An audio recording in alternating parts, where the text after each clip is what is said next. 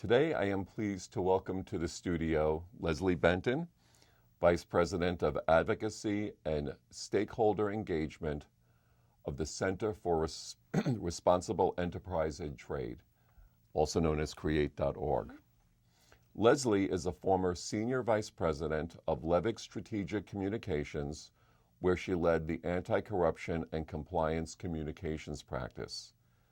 Previously, she was the Senior Policy Director for the U.S. chapter of Transparency International, where she spearheaded the chapter's outreach to the U.S. government, the G8 and G20, international institutions, multilateral development banks, and the private sector. A lawyer by training, Leslie is widely recognized for her experience in navigating the complex and regulatory landscape for NGOs and Fortune 500 companies. She has also practiced law with Hogan and Hartson LLP in Washington, D.C., and is the Vice Chair of the Anti-Corruption Committee of the American Bar Association's section of International Law. Leslie received her Master's of Laws from Harvard Law School and her JD from the Emory University School of Law. I had the pleasure of meeting Leslie about a year ago when I visited with her at her offices in Washington, D.C., where I was interviewed for a blog post on the Create.org website. Leslie, welcome to the studio. Thank you. It's a pleasure to be here. Pleasure. Leslie, how about we start? Can you tell us a little bit about Create.org? Yes.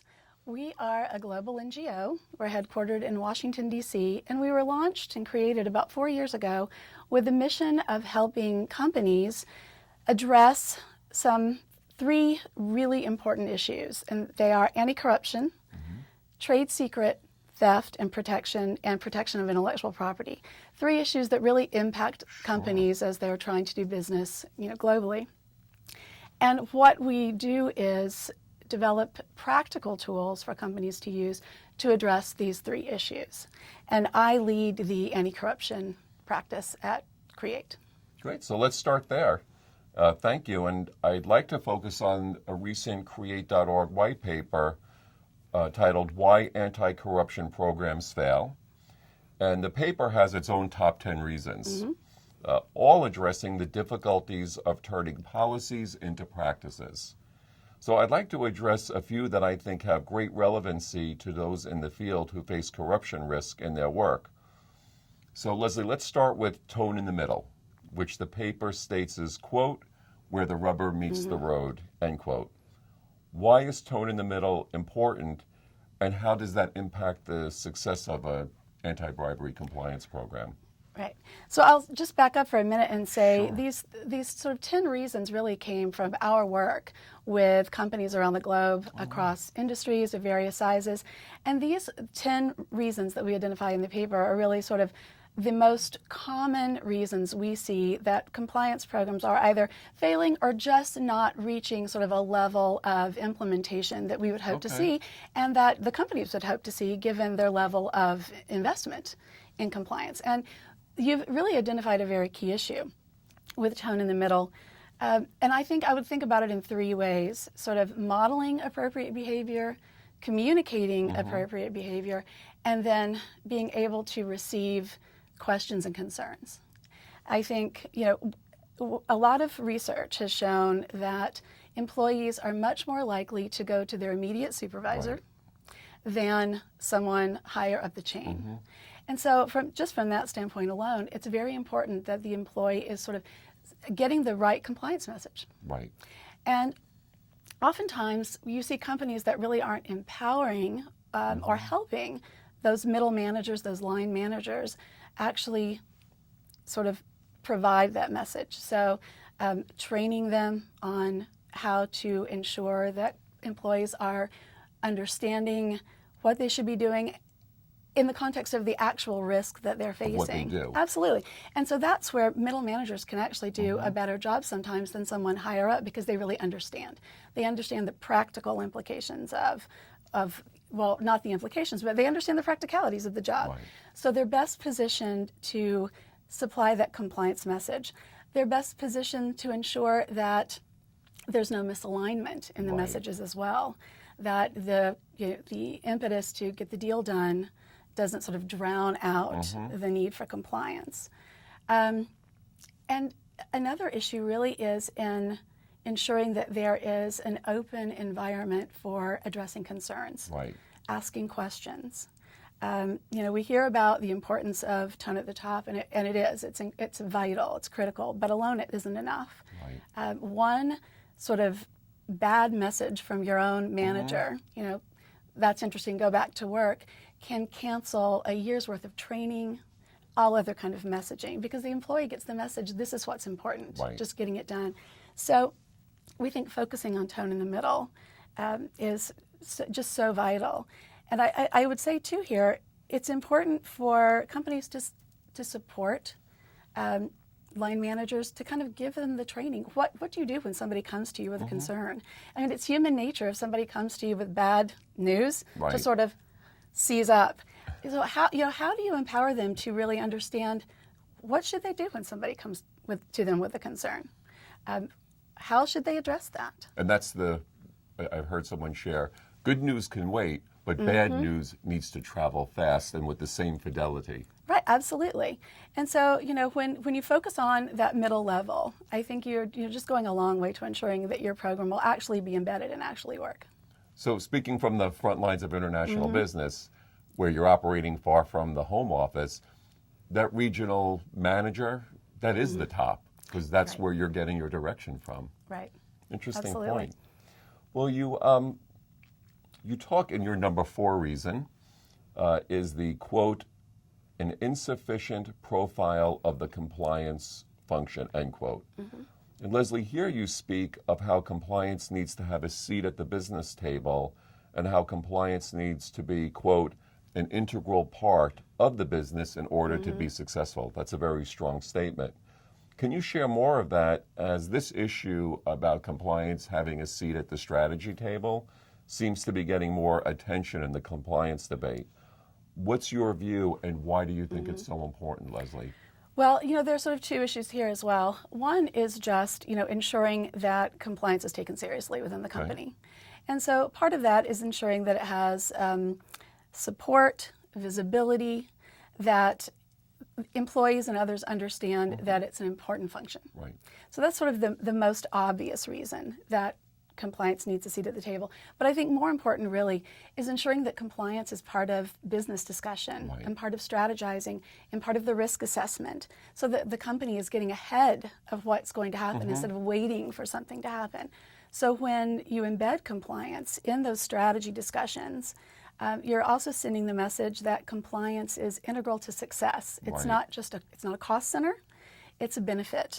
And it's actually part of doing business successfully. And I think that can only happen when compliance is elevated and is really part of the business, and not just sort of seen as the problem solver or the people that put the brakes on when you Right. want to go forward. So I think understanding that compliance helps you take advantage of opportunity, and doing that while limiting your risk.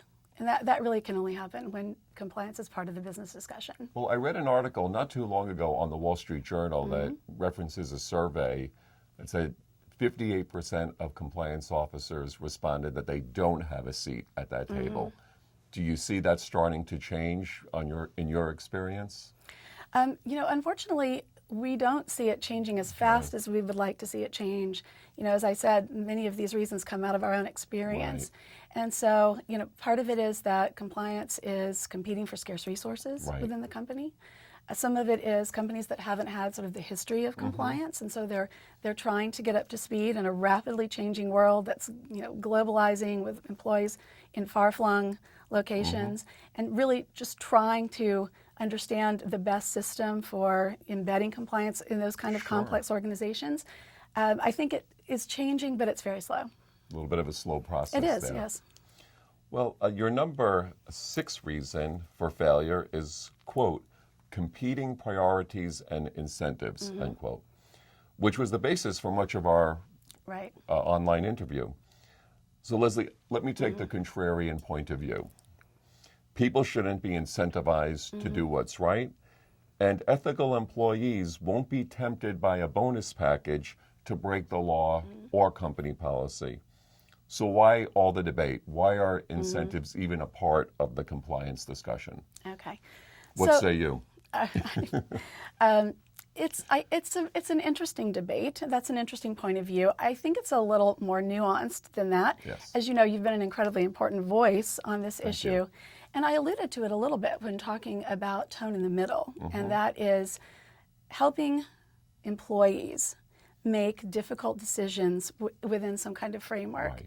When the compulsion is to get the deal done, when they are compensated that way, they're incentivized that way, that's what they do. Their job is to do the business. Right. That's what they were hired to do. That's what they're hired to do. That's what they have trained to do. That's their expertise. And for many, it's their passion. Right. And oftentimes, I think employees can get on this slippery slope where they actually think they're doing the right thing. Right. They believe that their company is the most qualified. They believe that it will be the best outcome. And so there's a tremendous pressure to skirt the rules in times of pressure. Of pressure. And unless employees are really understanding that compliance is as important as doing the deal, that it's part and parcel of the same thing, Right. I think you're putting them in a very awkward and really untenable position. And I think it's incumbent on companies to help employees ensure through training, through communication, just through everyday interaction at that middle level, to understand that they will not be penalized, and in fact, they will benefit from doing the right thing. So the teeth in that strong ethical message can be the incentives. We're compensating you to behave as we're expecting you to behave. Absolutely. And you know, I've talked to companies who use middle management really to take on that function, including compliance in their performance evaluations, for example, having actual metrics that they have to meet as part of their advancement, their compensation, ensuring that their employees are training, taking the appropriate training, holding lunch meetings or other modes of communication with employees. And so that's a way of incentivizing compliance. It's like creating compliance ambassadors right within the sales force. Absolutely. Excellent. So the seventh reason for failure is insufficient communication and training. The paper addresses a speak-up culture. Leslie, does that mean whistleblowing or something much more? And why is that so important? It means more than just whistleblowing. And I think here, I've talked a lot about middle management and how important messaging is there. I think here's where I'll get to what everybody talks about, tone at the top. Right. It's just vital that employees are receiving the compliance message from every level of the company. I think you and I were both at an Ethisphere event recently. We heard Alex Dmitriev of GE talk about the fact that 10 minutes with the CEO is worth 40 hours of training. That's right. And I think I'll probably be repeating that over and over because it's a really good message. It is. And it's important. It's creating that culture of integrity and really making sure that compliance is part of it, but it really is just behaving with integrity and ethics. That message has to come from the top. It has to come from the middle. And employees have to know that they can speak up, that they can ask questions, that they can make reports. You know, we talked a little bit about training middle managers to receive that kind of information in a way that doesn't send a negative message.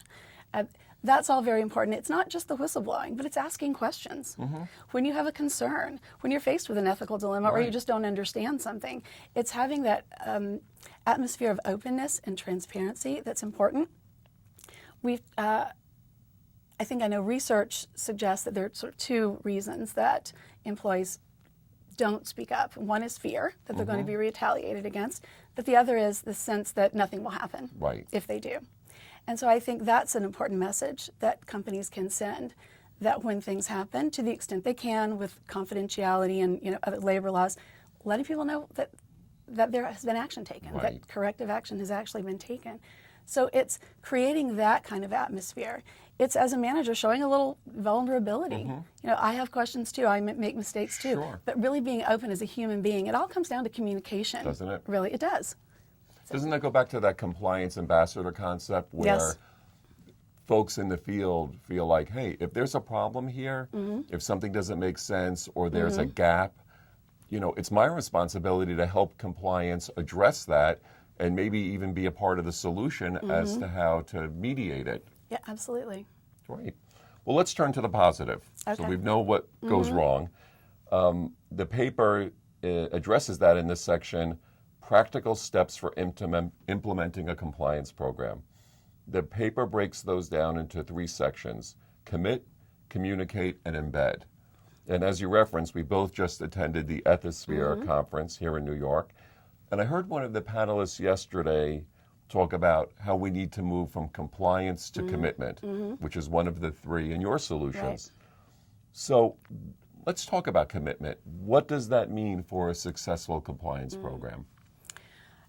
Part of it has to do with the culture point that we've just made. It's actually having leadership that is really committed to embedding ethics and compliance across the company at the strategic level, at the business level, so that it becomes part of the DNA of the company. Right. It's just how the company does business. So part of it is cultural. It has to be supported with good policies and procedures that are actually implemented throughout the organization so that there is some structure for employees to fall back on. It comes down to communication from the top, from the middle, throughout the organization. It's training is so important to this as well. And training, I think employees should see it as it's a way of helping them do their job without even inadvertent commission of some kind of policy violation. Sure. It's a way to help them. And so I think those things show commitment to the program. It's not just about having a policy or a procedure and expecting people to follow it, but it's really embedding it in business process and making it part of how employees do business. So it really sounds like just bringing these themes together, that your view is, of course, rules, policies, and procedures have to be robust Yes. and a foundation of a compliance program, but it's a two-way street. It has to be a part of the business, and it has to make sense. Absolutely. That's a perfect way of putting it. Interesting. Well, Leslie, what might you share, sort of a few final bite-sized best practices nuggets for our viewers to take away? I know that's very broad, but what might you give people as a departure point for a few things to think about? Well, I think it's important to really think about your own company and its risk. I mean, we know that there is no one-size-fits-all program, that you can't take a program off the internet and put it in your company and expect it to work. So really thinking about the kind of risks that you face, understanding those risks, having compliance get in front of those risks as part of the business, but sort of right-sizing your program. Okay. I mean, that's one thing I see that companies are really kind of struggling with, is how to right-size the program. The other You mean is like calibrate it? Yes, make sure Okay. the policies actually fit the risk that you have. I see a lot of companies who spend a lot of time and effort and money on lower level risk and maybe not enough on the things that are really their highest risk. So I think just really understanding that and making sure that the program fits those and addresses those risks is really important. And giving, as we said before, just ensuring that there's communication around this. That this isn't a once a year mandatory training and then we never think about it again. Roll your eyes and check off. Exactly, but making sure this is an ongoing dialogue. And I think in the end, it helps employees. People like to work for ethical companies. Sure. People like to work for companies with integrity. You'll have, you'll attract better workers. You'll have more productive employees. And ultimately, I think you'll be more successful as a company. Sure. And I think a number of studies have demonstrated that, and Siemens certainly talks about how ethical business is better business. That's right. So if someone wants to know more and maybe download the white paper and find you, what are the best places to connect? Well, you can go to our website, which is www.create.org. Okay. Very easy from our name. And you can find my contact information on the website Excellent. as well. And is the white paper available? It is, yes. It's available for download there. Terrific. Well, thanks again for your time today. Appreciate Yeah, it. thank you. It was a pleasure.